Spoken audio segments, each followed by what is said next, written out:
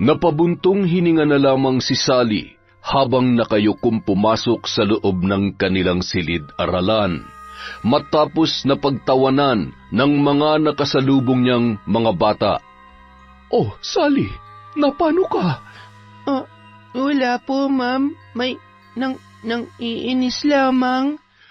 "Hayaan mo, pagsasabihan ko sila, ha? Sige na, maupo ka na at magsisimula na ang ating klase." Sa edad na 14 anyos, nasa ika-4 na baitang pa lamang si Sally. Medyo mahina siya sa klase dahil sa kanyang kapansanan. Isa siyang dalagita na nagtataglay ng autism.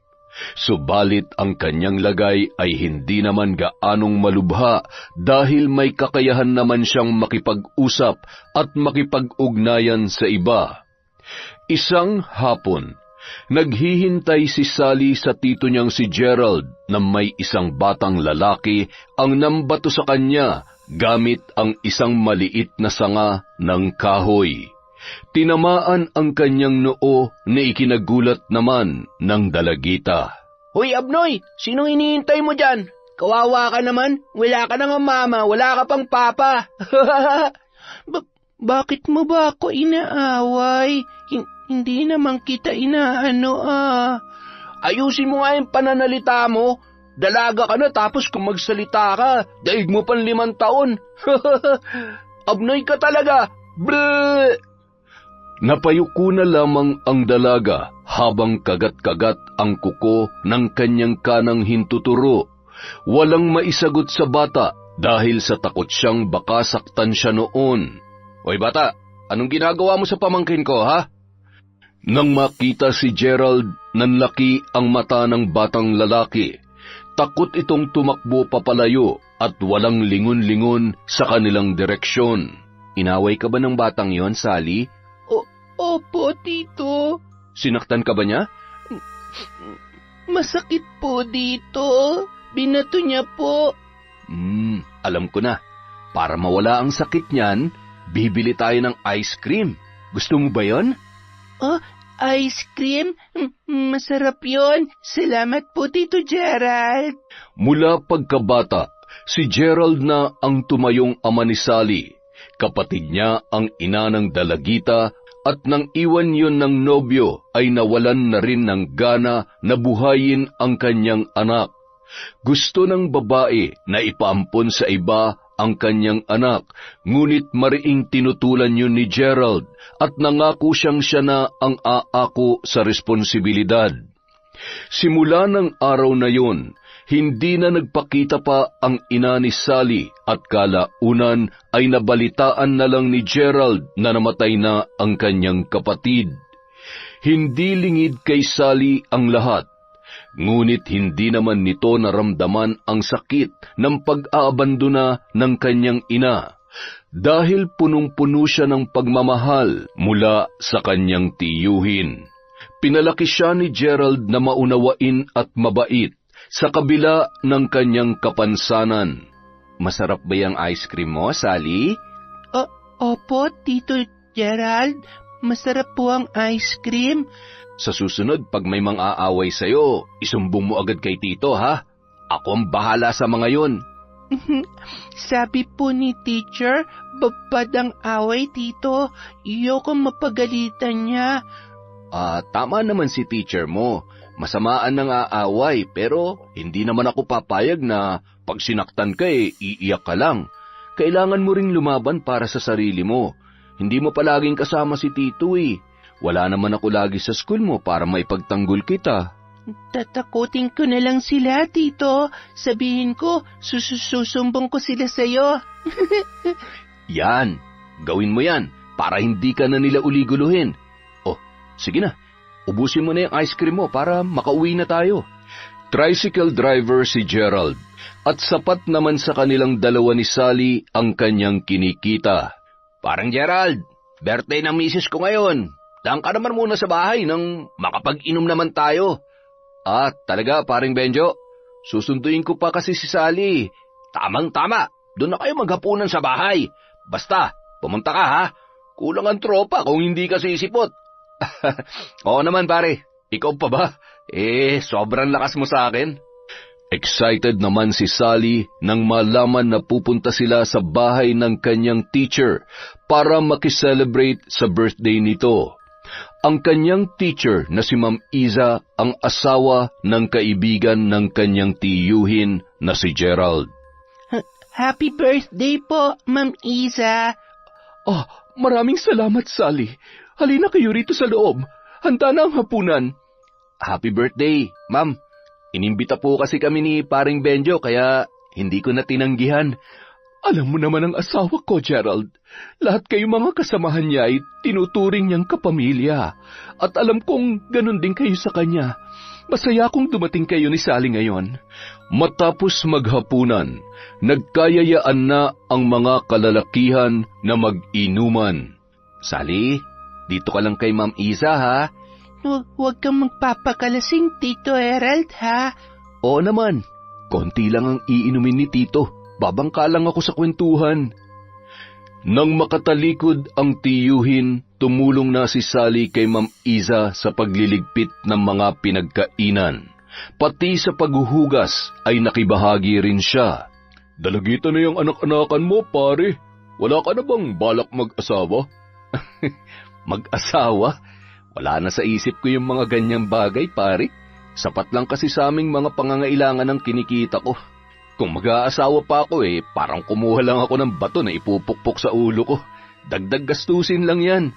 Iba pa rin kasi kapag may katuwang ka sa buhay. Pag may problema, may kaagapay ka kung paano lutasin ang mga suliranin mo.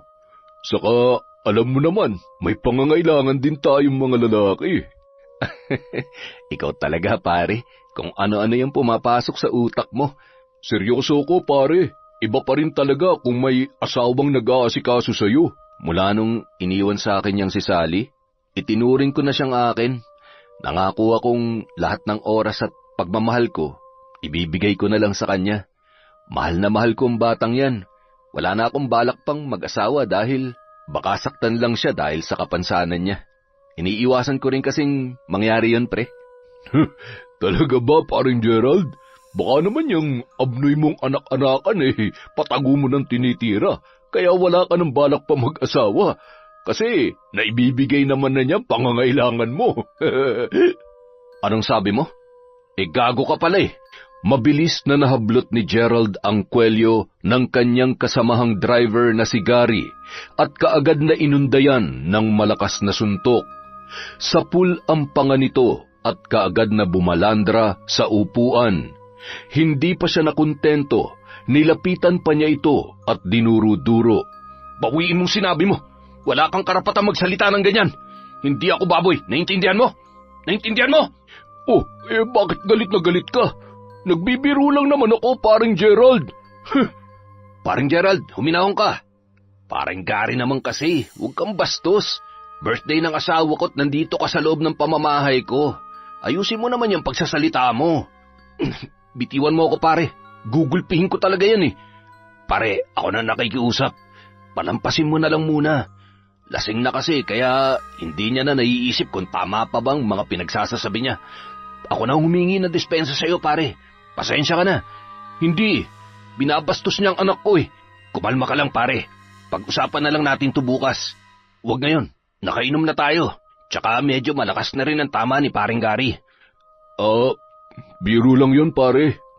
Sa susunod na magbibiro ka, siguruhin mo nakakatawa. Nagpaalam na lang ng maayos si Gerald kay Benjo at kay Teacher Iza bago sila umalis. Humingi rin siya ng dispensa dulot ng nangyaring kaguluhan. Tito Gerald, bakit kayo away ni Uncle Gary? Hindi lang kami nagkaintindihan kanina. Bakit po? Lasing na kasi siya kaya nakapagbitaw siya ng masakit na salita sa akin. Sa susunod kasi, wag na kayong iinom para wala kang kaaway. Sige na. Matulog na tayo. Maaga pa tayong babangon bukas. Kinaumagahan, maagang namasada si Gerald matapos na maihatid si Sally sa eskwela.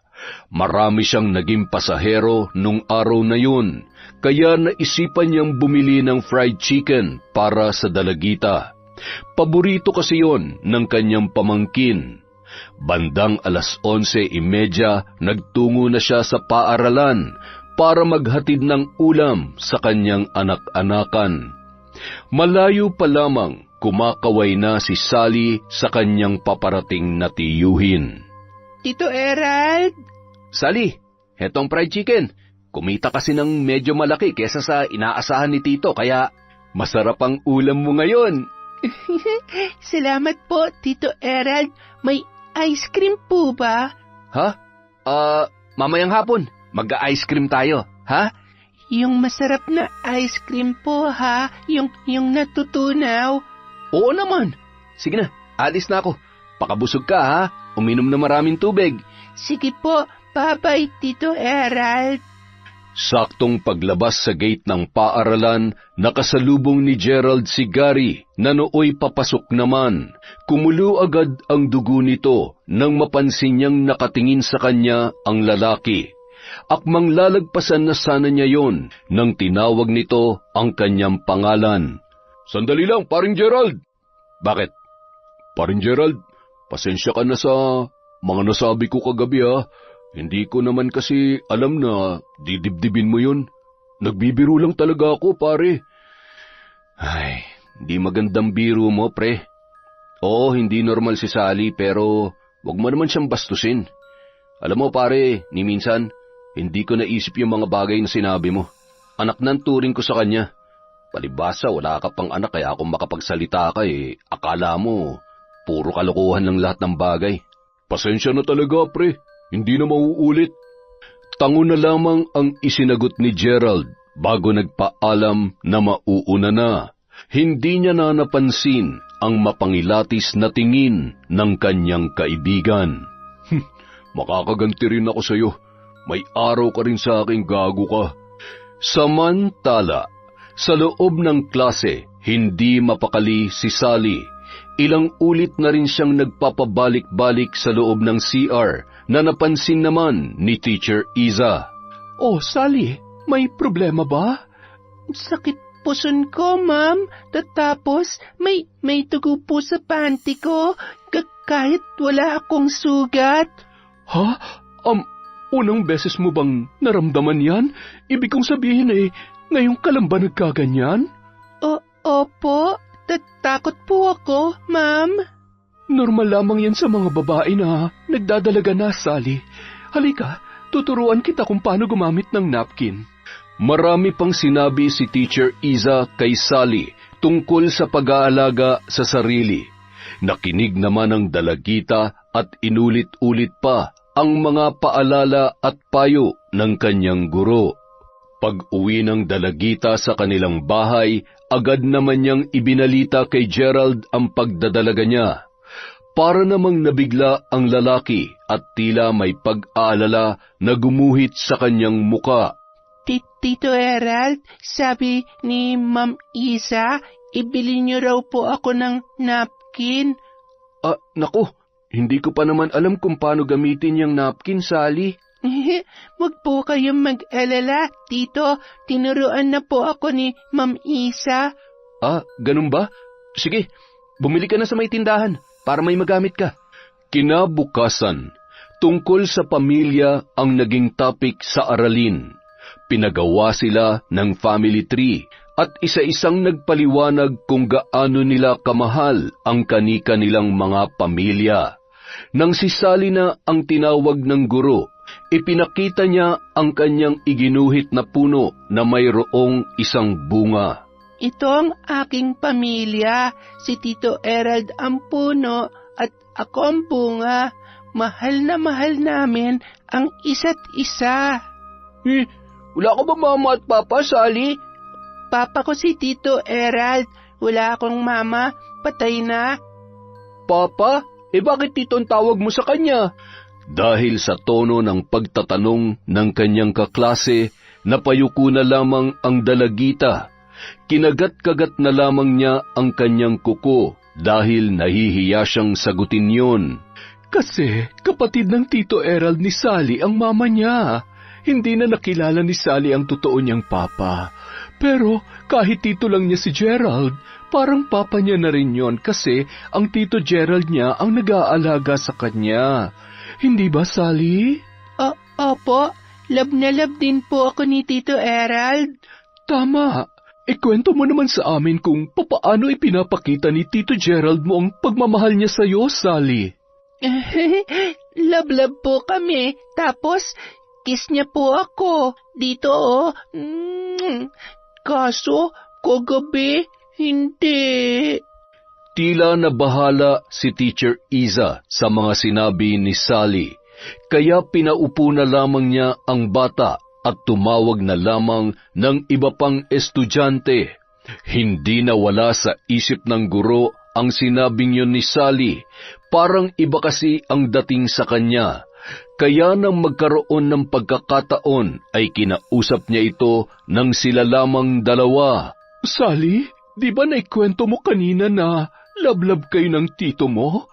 Ano ba yung ginagawa niyang love-love sa'yo? Hinahag niya po ako, tapos binibilhan ng ice cream. Yung kiss? Kiss niya po ako bago kami tulog. Kagabi, hindi ko kasi may dugo ako. Tulog na lamang po si Sally. Ganun ba? Akala ko naman kung ano nang ginagawa ng tito mo sa'yo. Bandang tanghali, nang mapansin ni Teacher Iza ang tagos ng dugo sa palda ni Sally, ayaw niyang mapahiya ang dalagita, kaya inuwi niya na lang muna yon sa kanila para makapagbihis. Pahihiramin niya na lang muna ng bestida ang bata. Dito ka na muna sa sala, ha? Kukuha lamang ako ng bestida sa kwarto para maisuot mo. Manood ka lang muna ng TV. Opo, Ma'am Iza. Dahil alam ni Sally kung paano buksan ang TV, kaagad niyang pinagana yon. Nang rumihistro sa screen ang mga kaganapan ng eksena, ay nakuha kaagad ang atensyon ng dalaga. Tutok na tutok siya roon at ngingiti-ngiti pa. Heto, Sally. Kasyang-kasya to sa'yo. Ay, Diyos ko, patayin natin to, Sally. Dali-daling pinatay ni Teacher Iza ang TV. Sakto namang dumating ang kanyang asawang si Benjo para mananghalian. Diyos ko naman, Benjo, bakit nakasalang pa tong DVD player? Napanood tuloy ni Sally. Itago mo na yan. Baka may makakita pa niyan nakakahiya. Nako, pasensya na, mahal. Nakalimutan kong kunin yan kagabi. Sa susunod kasi mag-iingat ka. Alam mo namang may mga batang nagagawi dito. Ma'am, bakit niyo po pinatay yung TV? Bawal kasi sa iyo yan, Sally. Pangmatanda lang kasi ang mga ganoong palabas. Hubad sila po. Tapos, kain ice cream yung babae. Talap-talap nun. Gawa ko po yun kay Tito Erald. Nanlaki ang mga mata ni Teacher Iza sa sinabi ng bata. Naitakip na lamang niya ang kanyang mga kamay sa kanyang bibig at nabitawan ang dalang bestida. Hindi niya alam kung ano ang kanyang sasabihin. Kinilabutan ang maestra, naaawa, nagagalit at napapaiyak. Halo-halong emosyon ang lumukob sa kanya nung mga oras na yon. Nanginginig na niyakap ang kanyang estudyante. Ang napanood ni Sally ay isang eksena ng malaswang kaganapan sa ibabaw ng kama sa pagitan ng isang babae at lalaki. Totoo ba yung sinabi mo, Sally? Ginagawa niyo yon ng tito mo? Opo, gabi-gabi po. Kaso, nung may dugo ako, hindi siya tabi sa akin Diyos ko! Ibig sabihin, magkatabi kayong natutulog? Opo, higa ako sa braso ni Tito Erald, tapos hubad kami, kasi love na love niya ako, love ko rin siya, papa ko po siya Gaano katagal nyo nang ginagawa ang love-love nyo, Sally? Kailan pa yan nagsimula? Nung birthday ko po yun eh. 9 years old po ako. Naalala pa ni Teacher Iza ang selebrasyon ng birthday na yon ng kanyang estudyante. Dahil nga sa magkaibigan si Gerald at si Benjo ay kasama silang nagdiwang ng kaarawan nito. Lasing na lasing si Benjo noon, gayon din ang kanyang mga kasamahan, maging si Gerald. Naalala niya pang naggalit-galitan siya noon para lamang mapauwi ang kanyang asawa. Buti na lamang pagdating nila sa kanilang bahay ay saka pa lamang bumuhos ang malakas na ulan. Ilang beses na napalunuklaway si Teacher Iza.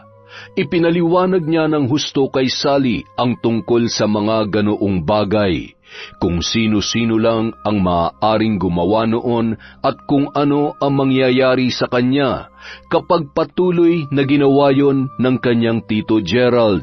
Bad yun, Sally. Hindi niya dapat gawin yun sa'yo. Pwede siyang makulong oras na isumbong ko siya sa mga pulis. Hindi po bad, tito ko. Kayo po ang bad. Inaaway niyo siya. Umiiyak sa galit at patakbo na lamang umalis ang bata. Hindi na siya naabutan ni Teacher Iza dahil nakasakay na siya kaagad ng tricycle. Akmang aalis na rin sana ang guro nang tawagin siya ng kanyang asawa. Narinig ko ang lahat, mahal. Kailangan may gawin akong aksyon tungkol dito, Benjo. Inaabuso ni Gerald ang pamangkin niya. Mahal, buhay nila yan. Huwag ka nalang makialam. Ano huwag ako makialam? Karapatan ko makialam dahil ako ang teacher niya. Hindi ka ba naaawa sa bata? Minomolestya siya ng sarili niyang tiyuhin. Oo, ikaw ang teacher niya. Pero buhay nila yan. Magugulo lang ang buhay natin kung pakikialam mo pa sila. Nakalimutan mo na ba kung bakit tayo nawala ng isang anak, Isa? Dahil sa pakikialam mo sa buhay ng ibang tao. Kaya sana naman, magtanda ka na. Huwag mo nang hintayin na baka isa na naman sa atin ang mapahamak. Anong gagawin ko, Benjo? Manahimik ka. Ipagsawalang bahala mo na lamang ang nalaman mo. May mga anak ka pa nangangailangan ng iyong kalinga at pag-aaruga. Samantala, umiiyak si Sally na nakasakay sa loob ng tricycle. Hindi na siya nagdalawang isip na parahin yon kanina dahil kilala naman niya kung sino ang driver noon. O Sally, ano nangyari sa'yo? Ba't kasi si Ma'am Isa, inaaway niya Tito Errol ko? Bakit niya inaaway? Baka may kasalanan ng tito mo kaya ganun. Hindi, mabait tito ko. Sige, ihatid na lang kita sa school niyo ha. Kakain pa kasi ako eh. Ayaw ko punta school. Galit ako kay Ma'am Isa. Biglang may sumaging senaryo sa isip ni Gary na bigla niyang ikinangisi. Isang plano ang kanyang nabuo nang muli niyang sulyapan ang dalagita. Makakaganti na rin ako sa iyo, Gerald. Anong gusto mong kainin, Sally? Ibibili na lang kita. Lumiwanag ang muka ng dalagita dahil sa kanyang narinig. Ice cream po, 2. O sige, pero bago tayo bumili ng ice cream, samahan mo muna ako sa bahay, ha? May kukunin lang ako doon. Sige po, Uncle Gary. Dinala ni Gary si Sally sa loob ng kwartong kanyang tinutuluyan. Kaagad siyang naghubad ng damit pagkapasok doon dahil sa init ng panahon. Gusto mo bang bigyan kita ng ice cream tapos pera araw-araw, Sally? Gusto ko po. Sige, sundin mo lang ang sasabihin ko ha. Pag nagawa mo, bibili tayo agad ng maraming ice cream. Excited naman ang dalagita at kaagad na ginawa ang utos ni Gary sa kanya. Sanay na sanay naman siya sa gawaing yon, kaya hindi na siya nag-atubiling gawin. Ilang sandali pa, ang bawat sulok ng kwarto na yon ay napuno ng ungol ni Gary at munting halinghing ni Sally. Makalipas ang ilang minuto, lumabas na sila at naghanda ng pumunta sa tindahan na nagbebenta ng ice cream. Nagustuhan mo ba yung ginawa natin, Sally? Opo. Saan mo natutunan yun? Ang galing-galing mo ah. Gawa ko po yun kay Tito Errol ko eh. Napangisi namang tinitigan siya ni Gary mula ulo hanggang paa. Sabi na may tinatago talagang kademonyohan tong si Gerald. Ang galing naman, lagi niyo bang ginagawa yun? Opo. Sige, sa susunod, pag wala ka ng dugo, iba naman ang gawin natin, ha? Love mo rin pala ako, Uncle Gary? Oo naman, love na love. Halika na, pumili ka na ng gusto mong ice cream, kahit gaano karami. Yung totoong ice cream naman ang kainin mo.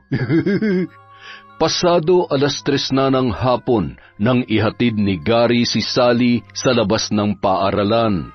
Hindi na pumasok ang dalagita at dun na lang hinintay ang kanyang tiyuhin. 1 linggo ang lumipas. Kinausap muli ni Teacher Iza si Sally. Sally, galit ka pa rin ba kay Teacher Iza? Tiningnan lang siya ng masama ng dalagita. Ganito kasi yun. Kaya ako nagagalit sa tito mo kasi may ginagawa siyang hindi maganda sa'yo. Mabait po ang Tito Gerald ko. Please po, huwag niyo siyang awayan. Hindi ko po kayo bate. Wala nang nagawa pa si Teacher Iza dahil mabilis na siyang nilisan ng dalagita. Ay, naguguluhan ako. Ayaw ko namang maapektuhan ang pamilya ko sa nangyayari sa inyo, Sally. Isang gabi, matapos maghapunan sina Gerald at Sally, naghanda na silang dalawa para sa kanilang pagtulog nang umalulong ang mga aso sa labas. Sally, naghugas ka na ba ng katawan? Opo, Tito Gerald. Mabuti naman. Ilang gabi din tayong hindi naglablab. Namimiss mo na ba si Tito? Opo. Kakain ka ulit ng ice cream ngayon.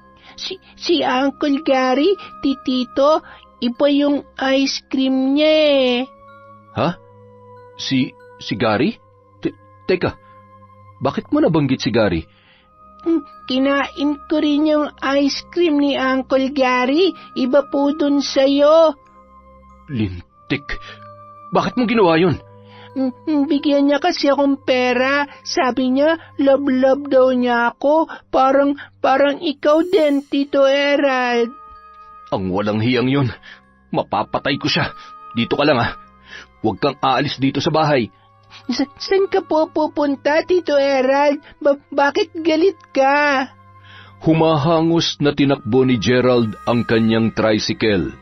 Akmang paaandarin niya na yon nang mapansin si Gary na nakatayo sa di kalayuan. Mabilis ang kanyang mga galaw na tinungo ang kinaroroonan ng lalaki. Nang makalapit, kaagad niyang kinwelyuhan yon at dinuro-duro. Walang hiya ka? Mapapatay kitang hayop ka! Mag-asawang suntok kaagad ang binigay niya rito, ngunit mabilis namang nailagan yon ng lalaki. Sa muli niyang pagpapakawala ng mga suntok ay bumuelo na rin ang kanyang kalaban. Nagpambuno silang dalawa at tila walang gustong magpatalo. Nang magkaroon ng pagkakataon, pumaibabaw sa kanya si Gary at sinakal siya ng mariin. Huwag ka na magbanal-banalan, paring Gerald. Alam ko na sikreto mo. Alam ko na ang pambababoy mo sa anak-anakan mo. Kaya kung ayaw mo makulong, isali mo na ako sa mga pinaggagawa mo. Anong pinagsasasabi mo, ha? Huwag ka na magmaang-maangan pa, bistado na kita. Manya ka rin palang hayop ka. Paano mo nalaman? Naikwento sa akin ng anak-anakan mo at nagdemo pa siya. Tama nga ang sinabi ko noon. Wala ka ng balak pa mag-asawa dahil naibibigay naman pala ni Sally ang pangangailangan mo bilang lalaki. Tumahimik ka! Oo naman, magiging tikom ang bibig ko. Oras na ibahagi mo sa akin ang langit na nalalasap mo, pare. Kung magtitigas-tigasan ka, titiyakin kong sa kulungan ang bagsak mo. Ngayon, ano nang pasya mo, ha? Paring Gerald, ha? Saglit na nakiramdam si Gerald. Huminahon siya at bumangon mula sa pagkakahiga na dagan-dagan ni Gary. Inayos niya ang kanyang sarili at luminga-linga sa paligid. Sinisigurong walang nakamasid. Pasimple niyang tinapik ang balikat ng lalaki at nagsabay na silang pumasok sa loob ng kanyang bahay. Uncle Gary, Sally, maglalaro tayo ha. Una ko tapos si Uncle Gary naman ang makakalaro mo. Galingan mo ha. Sige po. Matapos ang mainit na eksena, biglang naalala ni Gary ang nangyari nung araw na umiiyak si Sally.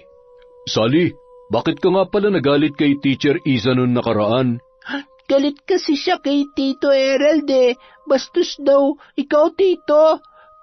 Pwede ka na raw makulong kasi lablab mo ko. Bad daw kasi yun. Bad tong gawa natin. Sabi niya. Tila namanhid naman ang buong katawan ni Gerald sa kanyang narinig. Sinabi mo ba kay Teacher Isang mga ginagawa natin? Opo, iyak nga po siya Hug niya ako tapos galit siya sa'yo, Tito, kaya hindi kami bate. Aba, pare, kailangan mong gawa ng paraan yan. Mukhang hindi lang pala ako nakakaalam ng sikreto mo. Tumahimik ka nga dyan. Oras na mabulilyaso ko, idadamay kita, tandaan mo yan. Teka, solo ka lang nung una tapos ngayon, idadamay mo na ako. Kesa magreklamo ka dyan, mag-isip ka ng paraan kung paano mo ako matutulungan. Nag-aaway po kayo? Bakit po? Hindi kami nag-aaway, Sally. Magpahinga ka na. May pag-uusapan lang kami ni Uncle Gary mo, ha? Good night. Good night po. Samantala, habang nag-aabang ng masasakyang tricycle si Teacher Isa, nadaanan siya ni Gerald. Pinara niya ito para makausap. Nang makasakay na siya, ay sinimulan na niyang magbukas ng usapan. Subalit mabilis na pinaharurot ni Gerald ang tricycle at inihinto yun sa lugar na walang tao maliban sa kanilang dalawa. Matalim siyang tinitigan ng lalaki at mariing nagwika. Ma'am Isa, alam kong may gusto kayong sabihin, pero uunahan ko na po kayo. Oras na makialam kayo sa buhay naming magtiyuhin, sisiguruhin kong magugulo ang buhay ninyo at isasama ko ang asawa niyo sa impyerno. Hindi ko akalain na magagawa mo ang kahayupang ito, Gerald. Ang taas pa naman ng respeto ko sa iyo dahil akala ko mabuti kang ama. Akala ko isa kang mabuting tao. Nagkamali pala ako. Ipakukulong kita, makikita mo. Ah, talaga? Hindi mo pa ako na ipapakulong. Baka mauna nang makulong sa loob ng kabaong ang asawa at mga anak mo. Hayop ka! Wala kang awa! Salot! Sabihin niyo ng gusto niyong sabihin.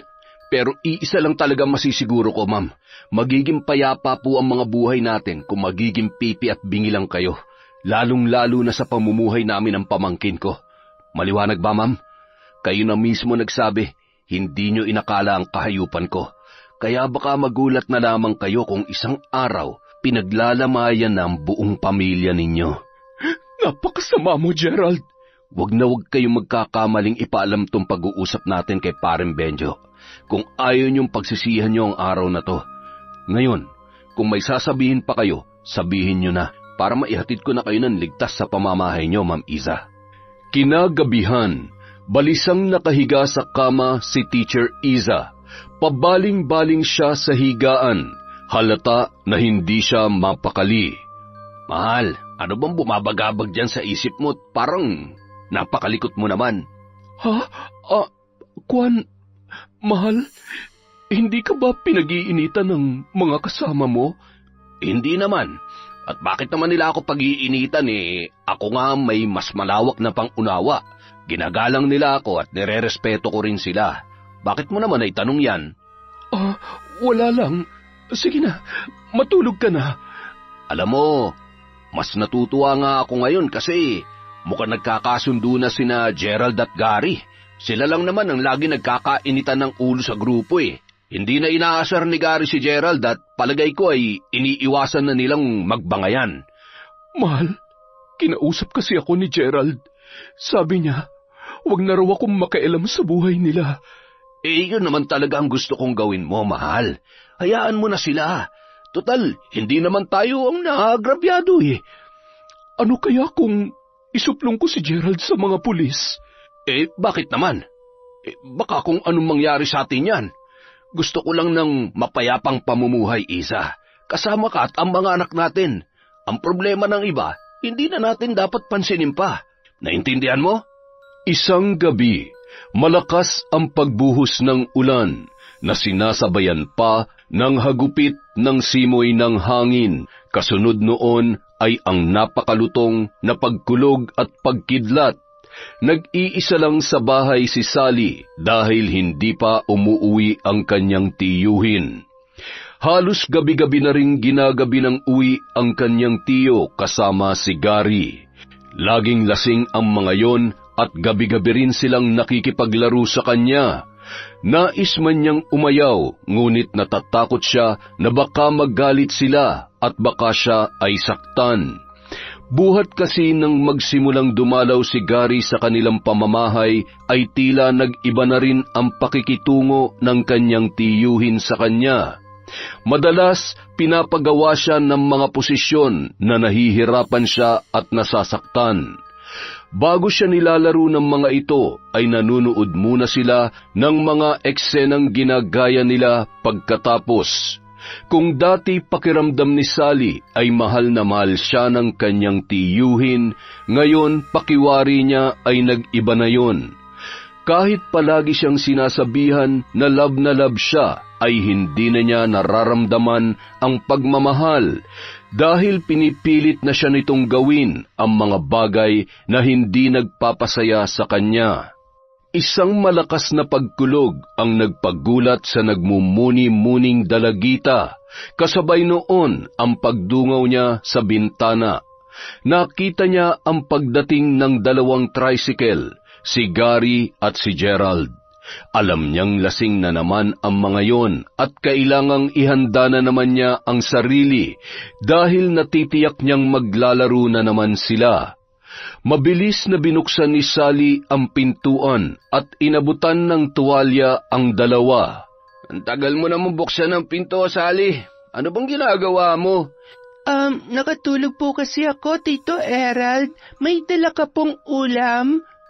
Wala. Naubos lahat ng kinita ko ngayon eh. Hindi ka pa ba naghahapunan? Hindi pa po eh. Hintay ko po kayo. Alam mo ba, Sally? Mas masarap ang uulamin mo ngayon. Hotdog at jumbo pa. Nagugutom po ako. Kaya nga halika rito at kumain ka na. Mabilis na hinablot ni Gary ang bewang ni Sally at pinupugyon ng halik. Nagpupumiglas ang dalaga, ngunit tila wala lang yon kay Gerald na nagtungo sa kwarto para makapagpalit ng damit.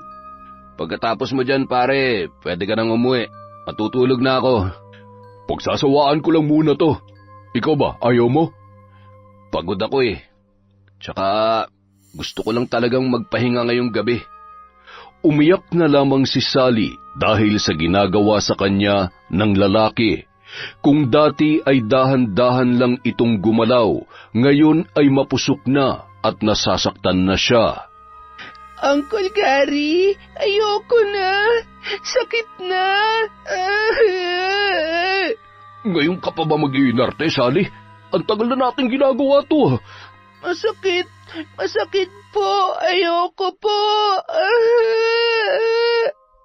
Habang nakapatong ang lalaki ay panay naman ang pagpupumiglas ng dalagita. Makailang ulit din siyang sinampal ni Gary para patigilin. Hanggang sa nasipa niya ang pagkalalaki nito. Kaagad na lumayo sa kanya ang lalaki, sapu-sapo ang kanyang hinaharap. Dumadaing sa kirot na nararamdaman. Mabilis na tumayo ang dalaga. Dinampot ang bestida na nakatiwangwang sa sahig. Dali-dali siyang lumabas ng bahay. Hindi alintana ang lakas ng ulan. Wala siyang naiisip na puntahan maliban kay Teacher Iza. Nagtatatakbo niyang binaybay ang daan sa kasagsagan ng malakas na ulan, hangin at matinding kulog.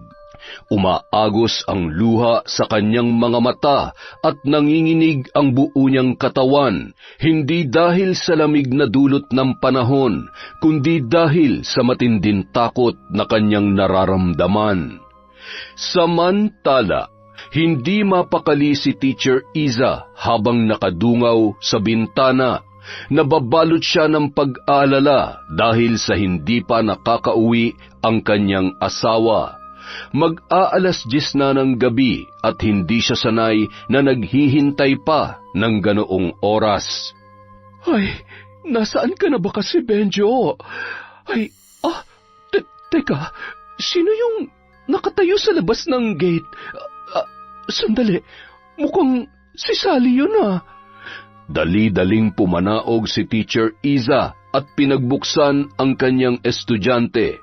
Basang-basa ang dalagita at yumuyugyog ang mga balikat. Sally, ano nangyari sa'yo? Sinong kasama mo? Ma'am, layas po ako. Ayoko na makipaglaro sa kanila. Masakit po. Sakit po, Ma'am Isa. Halika, pumasok ka muna para makapagpalit ka ng damit. Umiiyak na isinalaysay ni Sally sa guro ang mga nangyari sa kanya. Simula noong inaway siya nito, nanginginig ang dalaga at ipinakita pa sa kanya ang ilang mga pasa nito sa braso, sa hita at sa iba't ibang parte ng kanyang katawan. Paso nila ako sigarilyo, tapos nilagyan nila dito. Sakit po, Teacher Isa. Sinong sila? Ha? Sally! Tito Errol po at si Uncle Gary. Minsan tali nila ako. Hubad. Ay, Diyos ko naman. Nasaan sila ngayon? Doon po bahay. Ayoko na uwi doon. Takot po ako. Dito na lang po ako, Ma'am Isa. Umiiyak na niyakap ni Teacher Iza ang nanginginig na si Sally nang biglang mag-ring ang kanyang cellphone. Hello? Sino to? Saang ospital? Oo, papunta na ako ngayon dyan. Pagkababa ng cellphone ay ibinilin muna ni Teacher Iza si Sally sa kanyang mga anak. Huwag kayong magpapapasok ng kahit na sino dito sa bahay, ha? Mag-lock kayo ng pinto. Kung may maghahanap kay Sally, sabihin niyo wala siya rito. Huwag kayong magbubukas ng pintuan, mga anak. Pupuntahan ko lamang ang papa ninyo. Pagdating sa ospital, nanlulumong nakaupo si Teacher Iza katabi ang nakahigang si Benjo. Ilang oras nang hindi nagigising ang lalaki. Ayon sa nagdala rito sa ospital, natagpuan na lamang nilang wala ng malay sa tricycle nito ang kanyang asawa. Sa palagay nila ay inatake umano ito sa puso.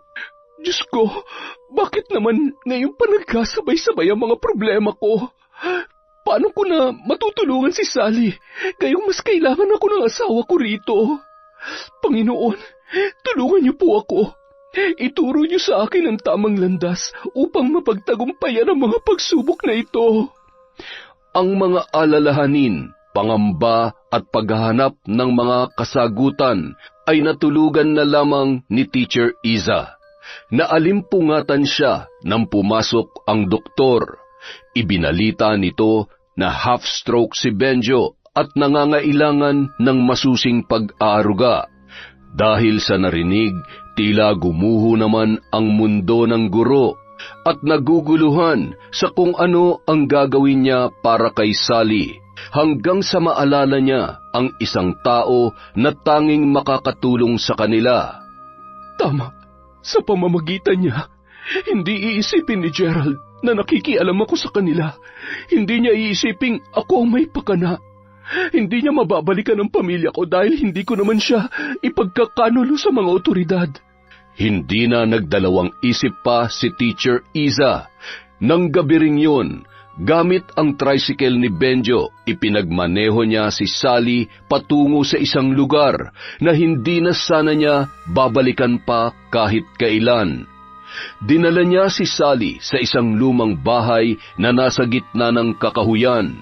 May kalakihan ang bahay na yon at kababakasan ng kalungkutan. 3 mahihinang katok ang ginawa ni Teacher Iza bago nagbukas at lumangit-ngit ang pintuan ng lumang bahay na yon. Mula sa loob, iniluwa noon ang isang matandang babae. Mahaba ang buhok nito at mas tumitingkad ang pagkaitim tuwing nasisinagan ng bilog na buwan. Malamlam ang kanyang mga mata na animoy hindi na nakatikim ng kaligayahan dahil kababakasan ng malalim na lungkot. Ilang saglit pa, dumagundong ang tinig nito. Anong masamang hangin ang nagdala sa iyo rito, Isa? Ante Mira, kailangan ko ang tulong ninyo. Wala na po akong iba pang malalapitan bukod sa inyo. Mabuti naman at naaalala mo pa pala ko. Pagkatapos mo kong layasan, 10 taon na ang nakalilipas. Sabi ko naman sa'yo, kahit saan ka magpunta, hahanap-hanapin mo pa rin ang aking presensya. Ante, patawarin niyo sana ako sa kapangasan ko noon. Ayoko lang na ako ang magmana sa kakayahan ninyo. Natatakot po ako. Ngayon ba'y may lakas ka na ng loob, Isa? Alam niyo namang hindi ko kayang sumalo ng kakayahan niyo, Ante. Nandito ako para makiusap na kupkupin niyo muna panandalian nitong si Sally. Lumipat ang tingin ng matanda sa inosenteng dala ng kanyang pamangkin. Pinakatitigan niya yon ng husto sa kanyang mapanuring tingin mula ulo hanggang paa. Na-stroke po si Benjo, ang asawa ko, kaya hindi ko mapagtuunan ng pansin ang kalagayan ng bata. Isa siyang biktima ng kawalang hiyaan. Sariling kadugo niyang lumapastangan sa kanya, Ante. Hanggang ngayon ay tuwag ka pa ring panindigan kung ano ang tama, Isa. Pero sige, mabuti na lamang at dito mo siya dinala. Hindi na magiging pasanin ng konsensya mo ang pagtalikod sa kakayahan ng ating angkan. Dahil itong batang ito ang siyang magmamana noon. Ante, wag! Humihingi lamang kami ng tulong sa inyo. Wag mo siyang ikulong sa kapangyarihang itim na tinataglay mo. Nakikiusap po ako. Hinawakan ni Mira ang ulo ng bata. Nag-usal ng orasyon at biglang nagsalimbayan sa kanyang gunita ang mga eksena at mga pangyayari. Simula noong sanggol pa lamang ang dalagita. Tuturuan ko ang batang ito kung paano ipagtatanggol ang sarili niya laban sa mga mapang-api. Simula ngayon, Sally, ako na ang magiging pamilya mo. Hindi ka na masasaktan ng iba. Hindi ka na hahalayin ng paulit-ulit ng iyong tiyuhin at ng kanyang kaibigan. Ipapalasap natin sa kanila ang pait at paghihirap na iyong naranasan. Pinagsabantalahan ang iyong kahinaan, pinaikot-ikot ang iyong pagiging inosente at ikinulong ka sa mundo ng kalaswaan na akala mo ay normal lamang. Hindi ka na nila mahahawakan kung sasamahan mo ko dito sa pamamahay ko, Sally. Sally, mabait si Ante Mira. Ipagkakatiwala kita sa kanya dahil alam kong hindi ka niya sasaktan. Dito, hindi ka na masasaktan ng Tito Gerald mo. Ayos lang ba kung iiwan mo na kita dito kay Ante Mira? Iiwan niyo po ako, Teacher Isa? Panandalian lamang naman. Pag naging maayos na ang Uncle Benjo mo, pag magaling na siya, kukunin din kita. Tapos, ipapakulong natin ang mga bad na taong nanakit sa'yo. Hindi ako sasaktan dito. Hindi kita sasaktan, Sally. Mamahalin kita at ituturing na parang isang tunay na anak. Ayoko nang bumalik kay Tito Erald. Tatakot po ako. Huwag ka mag-alala. Hindi ka niya makukuha sa akin. Tumango-tango na lamang si Sally at hinawakan ang kamay ni Mira para sumama na sa loob ng bahay nito. Ante, hindi na po ako magtatagal. Baka hinahanap na ako sa ospital. Maraming salamat po, Ante. Natutuwa akong makita ka, Isa. Sana'y hindi ito ang huli. Ipinapangako ko po, lagi akong dadalaw. Salamat po at hindi kayo nagtanim ng galit sa akin. Noong una, nagalit ako, pero kailanman ay hindi ako magtatanim ng galit sa pinakamamahal kong pamangkin. Matagal na kitang sinusubaybayan at hinihintay ko lang na ikaw mismo ang kusang magpakita sa akin, Isa. O siya, gumayak ka na. Malapit nang magbukang liwayway. Makalipas ang 3 buwan, sanay na si Sally sa presensya ni Ante Mira. Mabait yun sa kanya at ang lahat ng mga bagay ay ipinaliliwanag nitong mabuti para madali niyang maintindihan. Itinuring siya noon na tunay na kadugo, binilhan ng mga sariling gamit at ipinaramdam ang pagmamahal. Sa poder ni Ante Mira, naranasan ni Sally ang magkaroon ng isang ina. Ina na gumagabay, nag-aalaga at nagtatanggol sa kanya. Si Ante Mira na rin ang tumayong guro ng dalaga. Hindi siya pinapayagang lumabas ng bahay mag-isa dahil sa pinakaiingatan siya nito ng mabuti. Subalit isang araw, habang nagwawalis si Sally sa bakuran, biglang naningkit ang mga mata ni Ante Mira. Naikuyom ng babae ang kanyang mga kamay at nanginginig sa galit.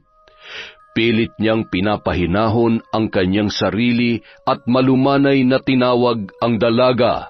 Sally, pahawak nga ng tiyan mo. Matapos mahawakan, nanginginig ang kanyang mga kamay na hinaplos ang muka ng dalagita. Nagdadalang tao ka, Sally. Ante Mira, ano po yon? Hindi ko po alam yon. Buntis ka. Nagbunga ang kanilang kawalang hiyaan. Buntis? Ako po? May baby sa tiyan ko? Oo. Ayoko, Ante Mira. Ayoko po ng baby. Hindi natin pwedeng ipalaglag yan, Sally. Ayoko nito. Sa kabilang banda, ilang buwan na ring kinukulit ni Gerald si Teacher Isa tungkol sa kung nasaan ang kanyang pamangkin. Ilang ulit ko bang sasabihin sa iyo, Gerald? Hindi ko alam. Ayoko makialam sa buhay ninyo. Sarili kong ang problema hindi ko masolusyonan eh. Ano ba kasing ginawa mo kay Sally? Bakit siya naglayas? Hindi ko nga rin alam eh. Paggising ko wala na siya. Pati si paring Gary, hindi rin masabi kung bakit bigla na lang umalis si Sally. Baka naman sinaktan niyo. Hindi naman siguro aalis yung bata kung pinagsamantalahan niyo lang. Anong ibig niyong sabihin, Ma'am Isa? Ibig kong sabihin, baka nasasaktan siya sa mga kawalang hiyaan mo, Gerald. Madaling paikutin ang ulo ng batang yun. Saka kahit ginagawa ko sa kanya yun, hindi ko siya sinasaktan ng pisikal. Ikaw lang naman ang malalapitan niya eh. Kasi sinabi mong mali ang mga ginagawa ko sa kanya. Baka nauto mo na siya kaya naglayas. Ay naku, aywan ko sa'yo. Huwag mo nga ako idamay dyan sa mga kagaguhan mo. Oras na malaman ko may kinalaman ka sa pagkawala ni Sally. Uubusin kong lahi mo, Ma'am Isa. At uunahin ko ang baldado mong asawa. Kung may kinalaman man ako dyan, siguradong nakakulong ka na ngayon. Isang araw, may nagpahatid na pasahero kay Gerald sa isang liblib na baryo sa karatig na lungsod. Pinakyaw siya at kailangan lang niyang hintayin ang nagsabing pasahero dahil may kukunin lang yung importanteng dokumento sa nasabing lugar. Pasimpleng nagyoyosi si Gerald nang mahagip ng kanyang paningin ang isang pamilyar na muka. Sa kabilang banda naman, kagagaling lamang magpa-check up ni Sally kasama si Ante Mira. Kailangang alagaan natin ang baby mo, Sally. Makakasama sa kanya ang pagkain mo ng kung ano-anong hindi masustansya.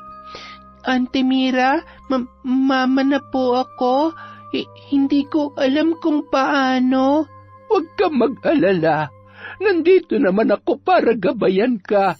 Aalagaan natin ang baby kasi wala naman siyang kasalanan kung bakit siya nabuo dito sa mundo. Hindi ba? Opo, love ko si baby. Mama niya ako. Ay, teka, di ba gusto mo ng mangga? Ayun may bunga ang mangga nila. Hihingi mo na ako. Dito ka lamang sa may tindahan, ha? Hintayin mo lamang ako dito, Sally. Sige po. Sarap na mangga. Naupo si Sally sa mahabang bangko habang kumakain ng banana Q. Nang biglang lumapit si Gerald at hinablot ang kanyang braso. Sally, anong ginagawa mo dito? Bakit ka naglayas? Nag-aalala ng husto si Tito sa'yo, anak. Tito Erald, bitiwan mo ako. Ayaw ko sa'yo. Umuwi ka na sa atin. Namiss na kita. Halika na. Hindi. Ayoko sa'yo. Ano ba nangyayari sa'yo, Sally? Hindi mo na ba love si Tito? Bad ka. Nagpumiglas ang dalaga hanggang sa nabitawan yon ni Gerald. Tumakbo naman si Sally palayo rito, ngunit hinabol siya ng kanyang tiyuhin. Mabilis na nahablot ni Gerald ang mahabang buhok ni Sally at kinaladkad niya ang dalagita papasok sa kanyang tricycle. Bad ba ako? Ako nagpalaki sa'yo. Pinakain kita. Binihisan. Dapat lang napagsilbihan mo ako. Malakas na ibinalya ni Gerald si Sally sa loob ng tricycle at dinuro-duro. Subukan mong tumakas ulit. Pasasabugin ko ang uso mo. Abnoy kang animal ka. Ang takot na si Sally naman ay sumiksik sa gilid at umiiyak. Nang akmang paaandarin na ni Gerald ang tricycle, natanawan niya ang isang matandang babaeng tumatakbo patungo sa kanilang kinaroroonan. Sally! Auntie Mira, tulungan niyo po ako. Sakit po tiyan ko. Naging agresibo naman ang lalaki at pinaharurot ang kanyang tricycle. Ngunit hindi pa man sila nakakalayo, biglang sinalubong siya ng mga naglalakihang bubuyog. Para siyang kinukuyog ng mga yon, dahilan upang matigil siya sa pagmamaneho. Bumangga ang kanyang tricycle sa isang poste at walang sinayang na sandali si Sally. Bumaba siya roon kaagad at tumakbo papunta kay Auntie Mira. Sally, ayos ka lang ba? Sally, dinudugo ka. Ang baby mo, Sally. Ang sakit po, Auntie Mira. Makalipas ang ilang araw, matamlay na pinagmamasdan ni Sally ang kumpol ng mga bulaklak na napapaligiran ng mga paru-paro. Sally, halika na. Lumalamig na ang pagkain. Auntie Mira, gusto kong gumanti. Galit na galit ako. Pinatay niya yung baby ko. Parurusahan ko sila sa mga ginawa nila sa akin. Tutulungan kitang gumanti sa tiyuhin mo, Sally. Huwag ka mag-alala. Ituturo ko sa iyong lahat ng mga nalalaman ko. Sa ngayon, kailangan mo munang magpakalusog, magpalakas para sa oras na sisimulan na natin ang paghihiganti. Nasa maayos na ang lahat, ang isip at katawan mo. Paano po ako gaganti, Auntie Mira? Akong bahala sa'yo. Halika na, kumain ka ng marami. Pagsapit ng gabi, inilabas ni Auntie Mira ang kanyang mga kagamitan sa pambabarang at isa-isang pinakilala kay Sally. Isang pulang panyo ang bumabalot sa isang libreto na mayroong mga bahid ng dugo. Mayroong mga karayom na iba't iba ang sukat. May mga kandila at ilang manikang gawa sa pinagtagpi-tagping tela. Mayroon ding isang garapon. Nasa 2 dangkal ang taas nito at napupuno ng naglalakihang ipis. Sally, bago natin simulan ang pagtuturo ko sa iyo, kailangan mo munang isiping mabuti kung nararapat ba itong gawin. Baka kasi bigla ka na lamang huminto sa kalagitnaan. Masisira ang ritual na gagawin natin. Parurusahan ko siya, Auntie Mira, sa lahat ng mga ginawa niya sa akin. Sa pampangagahasa niya, sila ni Uncle Gary, kinasusuklaman ko sila. Kinamumuhian ko sila, Auntie Mira. Dumaan ang ilang araw ng pagsasanay ng dalagita. Halos kabisado na niya ang lahat ng mga nakapaloob na orasyon sa libretong itim. Nakatulong rin ang mga orasyon upang mas masanay siya sa pagbigkas ng mga salita nang hindi na uutal sa tuwing inaaral niya ang tamang pagbigkas ng mga kataga na nakasulat doon. Ngayong gabi, saktong kabilugan ng buwan, pwede mo nang simulan ang iyong paghihiganti sa mga hayop na yon, Sally. Kung kailangan mo ng tulong, naririto lamang ako sa labas ng iyong silid. Salamat po, Auntie Mira. Bumuo ng isang malaking pabilog na guhit si Sally gamit ang isang kulay itim na sinulid. Sa paligid noon, inilatag niya ang mga kandilang itim at puti na nakahilera sa iba't ibang sukat at sinindihan. Sa gitna ay ipinwesto niya ang sarili at ang pulang panyo. Nakapatong doon ang 2 manika na bagong gawa lamang. Nakasulat din sa mga manika ang pangalan nina Gerald at Gary. Hawak ang libreto, sinimulan ng sinambit ni Sally ang mga katagang Latin para simulan ang isang nakakapangilabot na ritual upang tawagin ang Panginoon ng kadiliman. Sa ilang minutong pag-oorasyon, biglang umihip ang malamig na hangin na animoy nanunuot sa balat. Gamit ang isang karayom, paulit-ulit niyang tinusok ang pangalan ni Gary na nakasulat sa manika. 10 pesos kung ibabalik sa iyo ang iyong kalupitan. Dadanas ka ng sakit na walang lunas. Mangangati ka hanggang sa ang iyong balat ay kusa ng sumuko.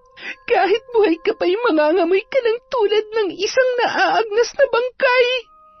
Dahan-dahan kang gagapang, ang sarili mong kalupitan ang siyang iyong makakamtan. Gary! Gary! Ang aking mga laway ang siya magsisilbing kamandag na tutupok sa iyong balat. Matapos na paulit-ulit sa pag-usal ng makamandag na orasyon, ibinaling naman ni Sally ang kanyang pansin sa isang manikang may pangalan ni Gerald. Tito Erald, akala ko ako na ang pinakamaswerteng tao sa mundo dahil sa pagmamahal mo. Mali pala ako. Ang ipinalasap mo pala sa akin ay hindi makatarungan. Ikinulong mo ako sa kalaswaan na akala ko'y mundo ng ating kaligayahan. Ngayon, namulat na ako sa lahat ng kalokohan mo. Ako naman na may gagawin sa'yo. Tito Erald, maglaro tayo, ha?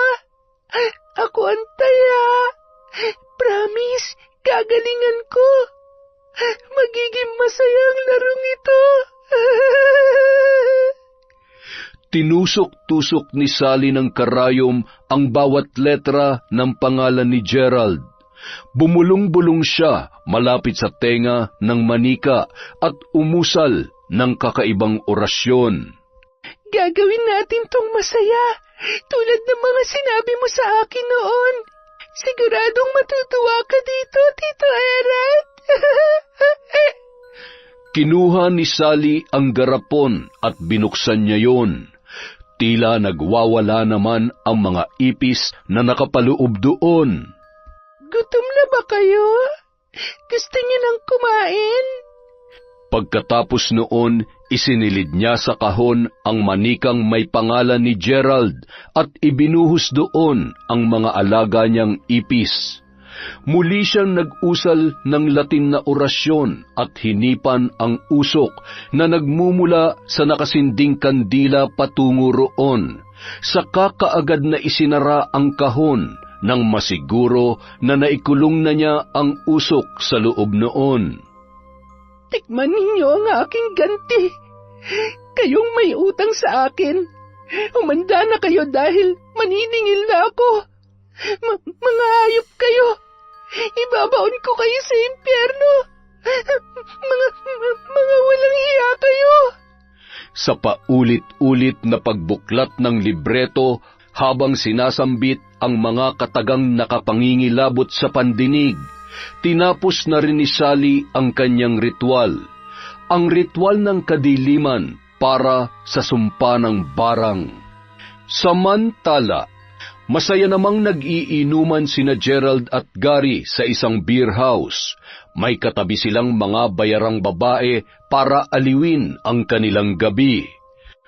Parang Gerald, ay, mauubos ang pera natin dito. Kailan mo ba ibabalik si Sally, ha?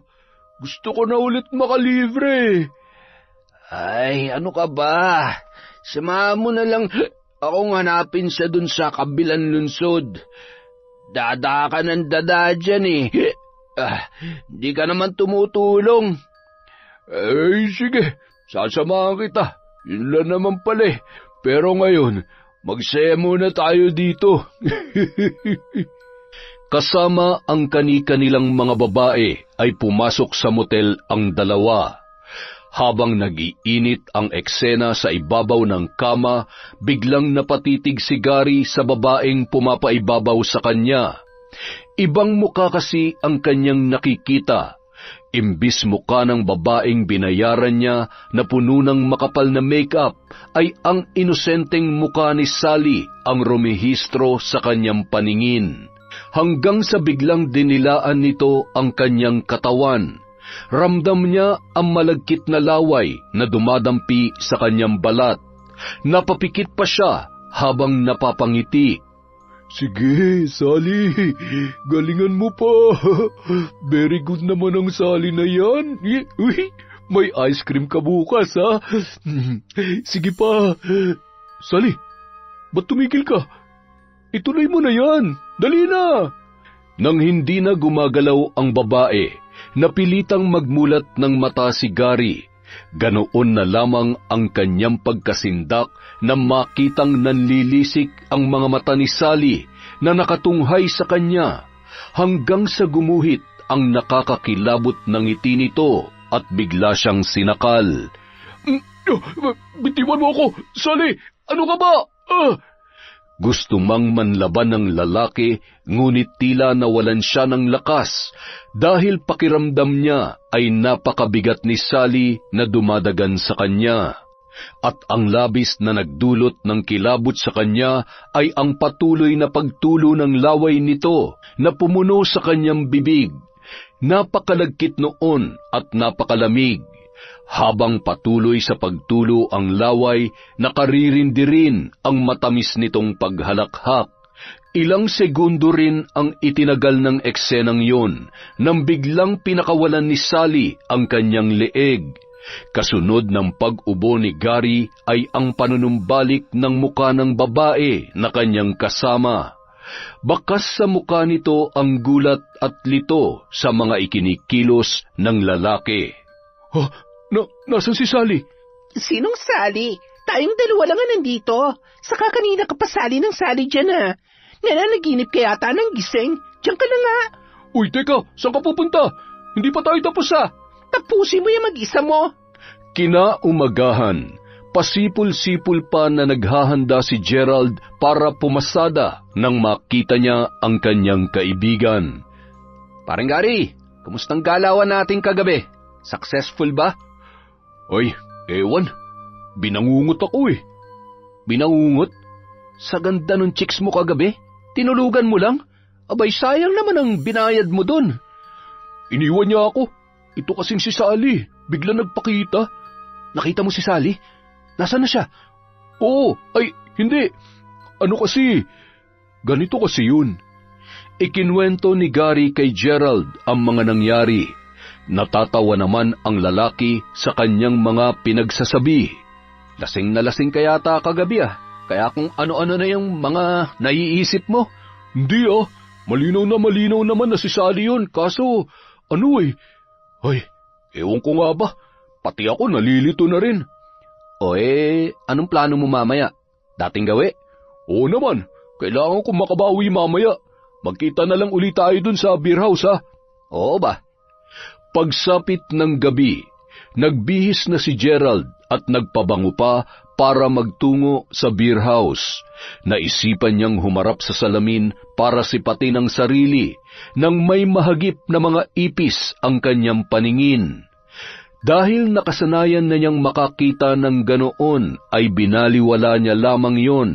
Ngunit nagulat na lamang siya nang biglang lumipad ang isang malaking ipis sa kanyang batok at siya ay kinagat. Mabilis naman niyang nadampot yon at inihagis. Pinagpag niya pa ang sarili para masiguro na wala ng ipis na dumapo sa kanya. Akmang bababa na siya ng hagdan para gumayak na nang nakaramdam siya ng pagkahilo. Kaagad siyang napahawak sa kanyang sentido at napaupo na lamang. Nang subukan niyang itaas ang kanyang paningin, siya ay biglang nalula. Hindi niya alam kung ano ang dahilan. Namamanhid na rin ang kanyang katawan at nahirapan na siyang tumayo. Pinilit niyang gumapang dahil pakiramdam niya anumang oras ay magdidilim na ang kanyang paningin. Ilang segundo ang lumipas, nawalan na siya ng malay. Tila nagbunyi naman ang mga ipis na lumapit sa kanya. Pinaligiran siya ng mga ito mula ulo hanggang sa kanyang talampakan.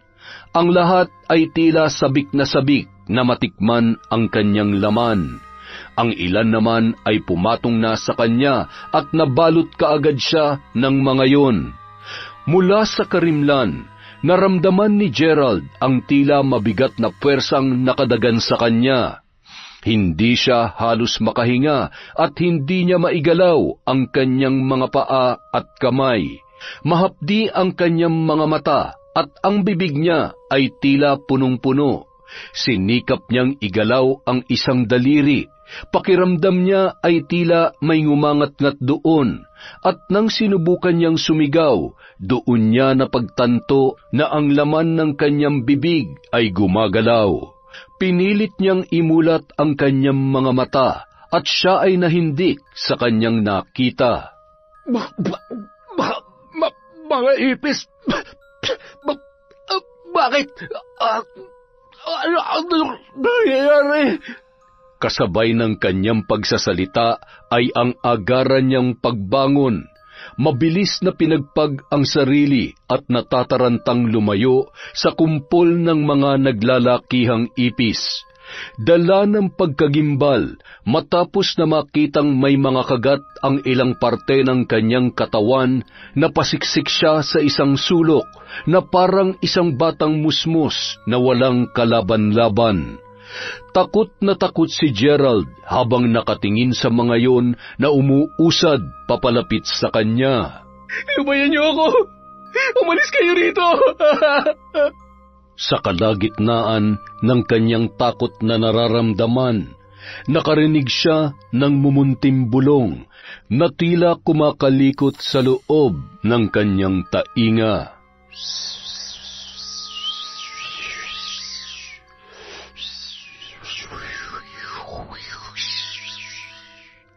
Biglang tinakpan ni Gerald ang kanyang mga tenga gamit ang kanyang dalawang kamay. Tigilan niyo na ako! Tigil! Tama na!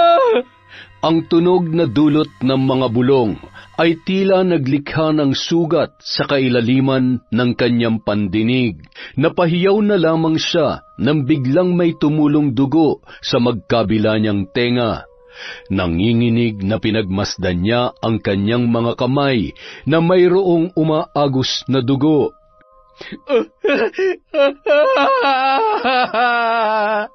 Nang muli niyang tingnan ang sahig kung saan naroon ang mga ipis, ay hindi na niya nakita pa ang mga yon.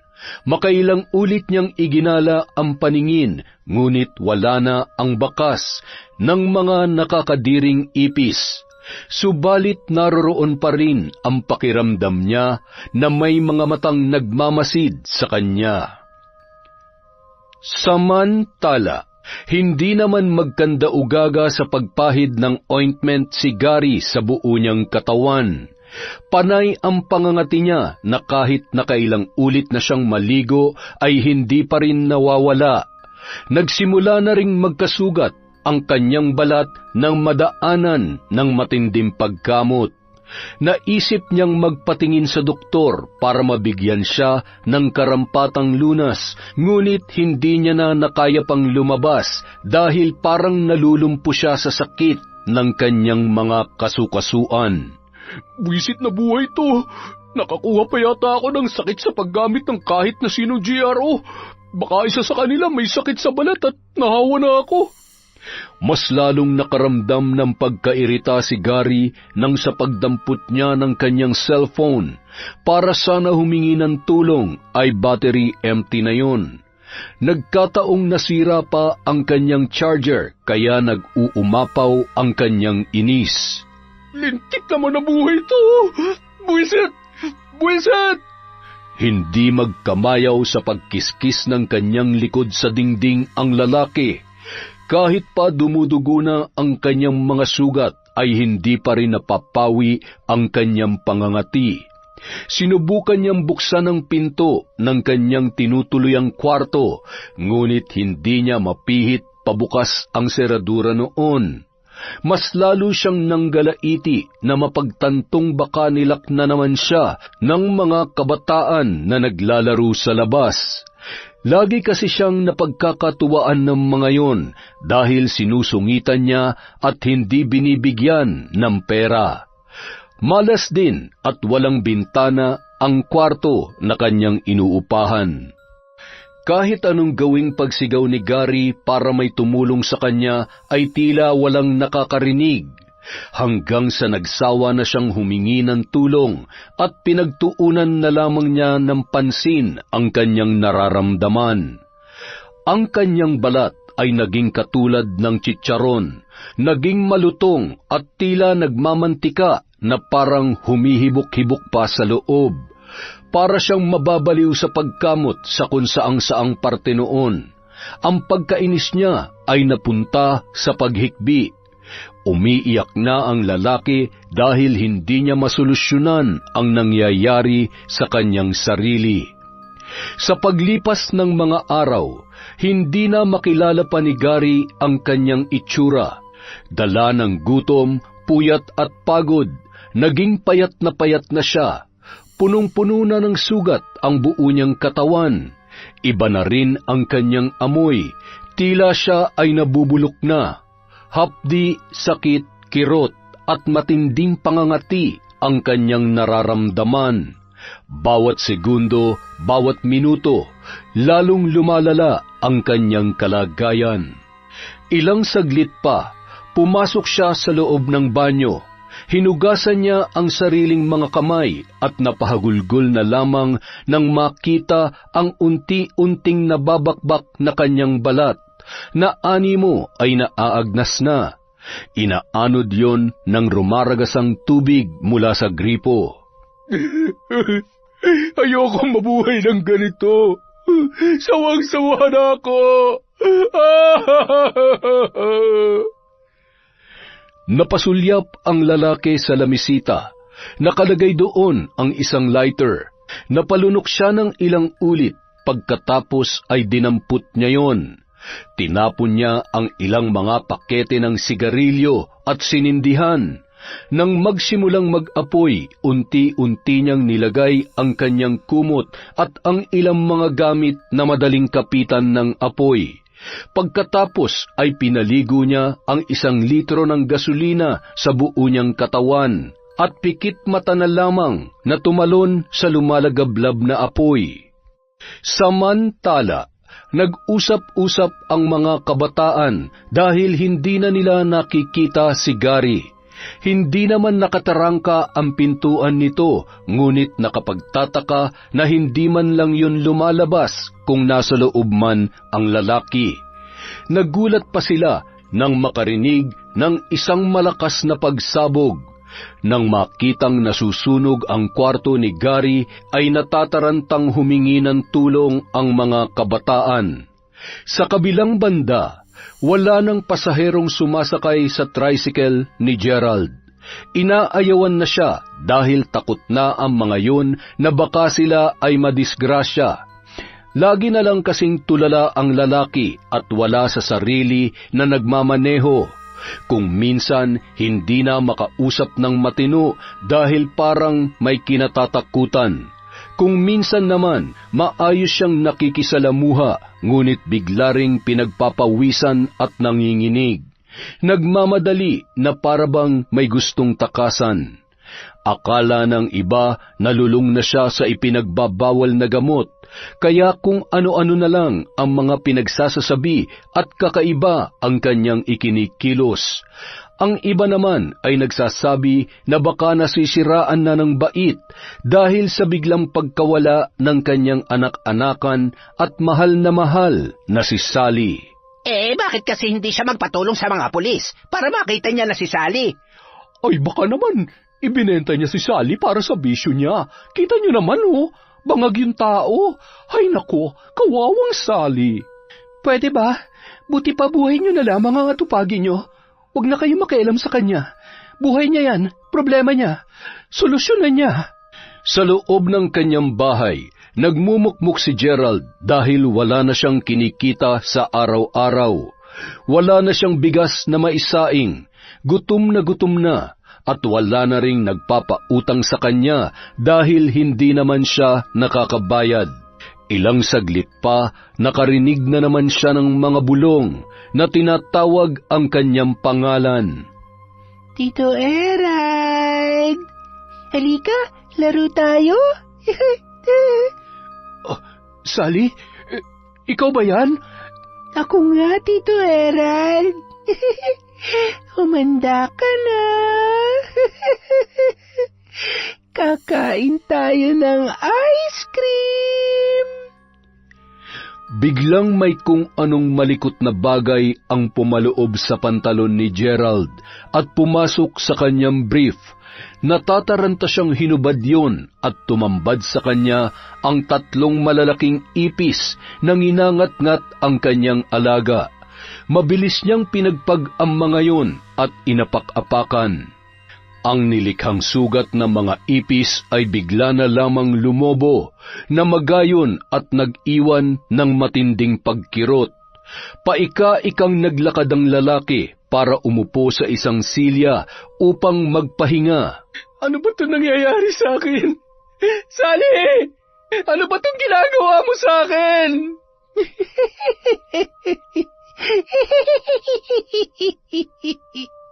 Magpakita ka! Kakalbuin kitang bata ka, makita mo! Ang pagsigaw ni Gerald ay naulit ng naulit, hanggang sa umabot yun sa pandinig ng kanyang mga kapitbahay. Doon na kumalat ang usap-usapan na nababaliw na siyang talaga dahil nagsasalita at sumisigaw ng mag-isa.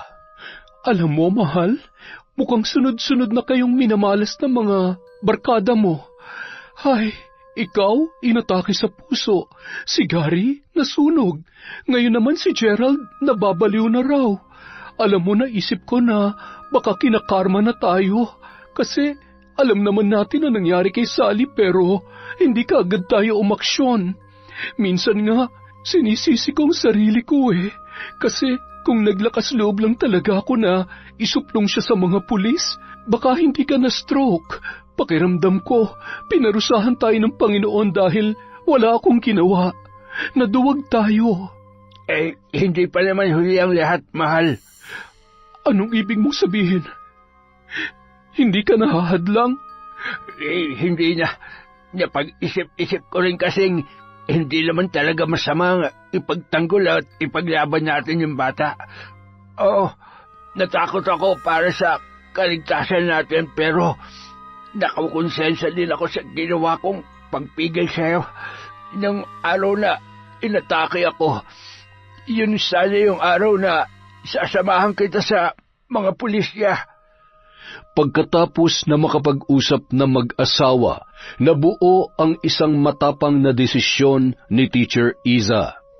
Samantala, ilang araw nang nagkukulong sa loob ng bahay si Gerald. Nahihiya na siyang lumabas dahil alam niyang siya lang ang binabantayan ng kanyang mga kapitbahay. Naiinis siya sa mga mapanuring tingin ng mga ito na tila ba siya ay hinuhubaran. Ang mga bulong-bulungan nila umaabot naman sa kanyang pandinig at nakakapanggigil yon para sa kanya. Ngunit iniisip niya na kapag siya ay nagwala, baka kuyugin lamang siya ng kanyang mga kapitbahay. Kahit nasa loob lamang siya ng bahay, para na rin naman siyang may mga kasama. Pakiramdam niya, hindi siya nag-iisa dahil may mga matang nagmamasid sa kanyang bawat galaw. Hindi na rin siya pinapatulog ng misteryosong bulong na gumagambala sa kanyang isipan. Ilang araw na siyang puyat, walang ligo, walang kain at ni pag-inom ng tubig ay hindi niya na rin nagagawa. Dahil sa nakakaramdam siya ng matinding pagkabog sa kanyang dibdib na kahit sa mismong paggalaw ay nagugulat siya. Hindi niya malaman kung ano ang nangyayari sa kanyang sarili. Para siyang nakakulong sa hindi malamang dahilan sa hindi maipaliwanag na mundo. Mababakas sa kanyang anyo ang matinding pagod, paghihirap at pagkalito. Kahit anong kaluskos ang kanyang marinig ay abot langit ang kanyang takot. Nanginginig siyang niyakap ang sarili habang nakasiksik sa isang sulok. Madilim ang kanyang paligid dahil sa ang bawat butas na pinapasukan ng sinag ng araw ay kanyang tinakpan. Takot siyang maarawan, takot siyang makita ng kahit na sino. Tito! Tumigil ka! Tigilan mo na ako! Biglang may nahulog na gamit mula sa kung saan at ang tunog na nilikha noon ay nagdulot ng matinding takot sa nanginginig niyang katawan. Maya-maya pa, umagos ang kanyang ihi na nakabasa sa nanlilimahid niyang pantalon. Lubayat mo na ako! Ayoko na! Ayoko na! Dala ng pangingilabot, pagapang na tinungo ni Gerald ang ilalim ng kama. Doon ay nagtago siya habang patuloy pa rin sa pag-iyak. Subalit napatda na lamang siya nang maramdamang gumagapang ang mga naglalakihang ipis mula sa kanyang mga paa hanggang sa kanyang likod. Naipikit niya na lamang ng husto ang kanyang mga mata. Sobrang nahindik ang kanyang sistema. Ibig niyang magpumiglas, ngunit naipit na siya sa ilalim at hindi na makagalaw pa. Binalot siya ng matinding kilabot at panghihilakbot.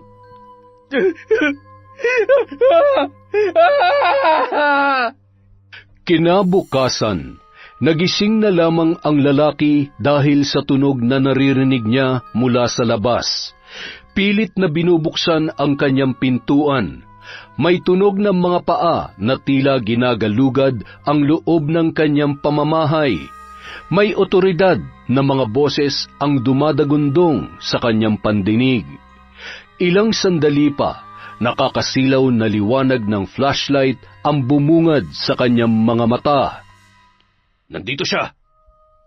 Makalipas ang ilang linggo, Masayang dinalaw ni Teacher Iza si Sally, kasama si Benjo na nooy gumaling na dahil sa therapy.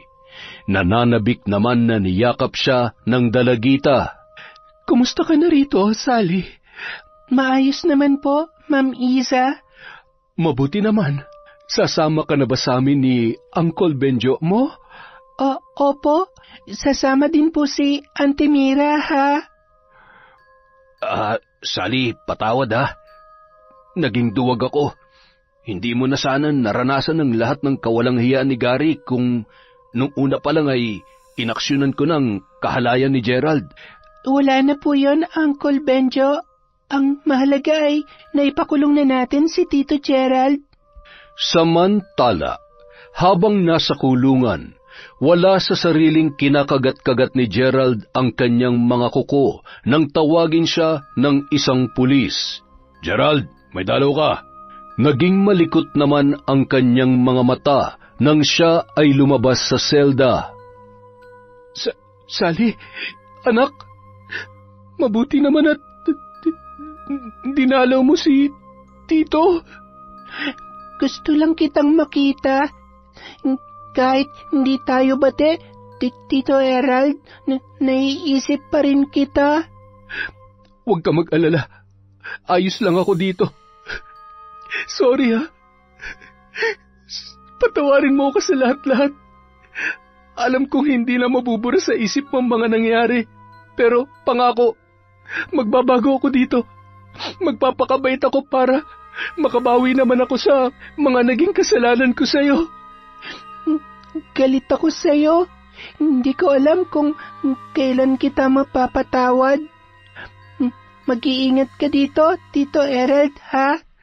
Sandali. Aalis ka na agad. Sally, patawarin mo na ako. Ayoko na dito. Gusto ko nang lumabas. Pasensya na, Tito Gerald. Habang buhay ka na makukulong dito. Huli ko na ring dalaw to. Paalam. Sally! Sally, ayoko dito! Sinasaktan nila ako dito!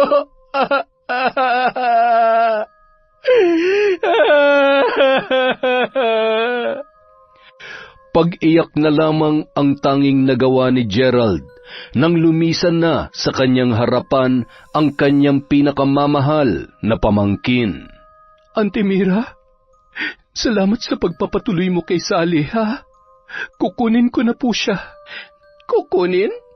Sino nagsabi sa'yong ibibigay ko si Sally, Iza? Ilalaban ko sa korte ang kustodiya nitong bata. Pero usapan natin na panandalian lamang siya sa'yo. Baka nakakabigat lang siya sa inyo, Auntie Mira. Mula nung dumating si Sally sa bahay, naging makulay ang buhay ko. Siya ang pumuno ng mga pangungulila ko sa'yo. Tapos ngayon, babawiin mo ang kasiyahan ko? Hindi ako papayag, Isa. Ma'am Isa, dito na lamang po ako kay Auntie Mira. Masaya po ako sa kanya. Pero baka may ituro pa siya sa'yo. Ayokong makulong ka sa... ano? Wala pong masasaktan kung wala pong mananakit sa inyo. Kayo na po ang pamilya ko. Ano? Huwag mo sabihin, Auntie Mira naman. Nakatulong naman yun sa kanya. Saka hindi naman na yun mauulit. Hindi ba, Sally? Opo, basta wala pong mananakit sa inyo. Napailing na lamang at niyakap ni Teacher Iza si Sally. Proud na proud si Teacher Iza sa katapangan mo, Sally. Yon! Isa na naman pong napakagandang kwento nun, mga kaenteng. Di ba?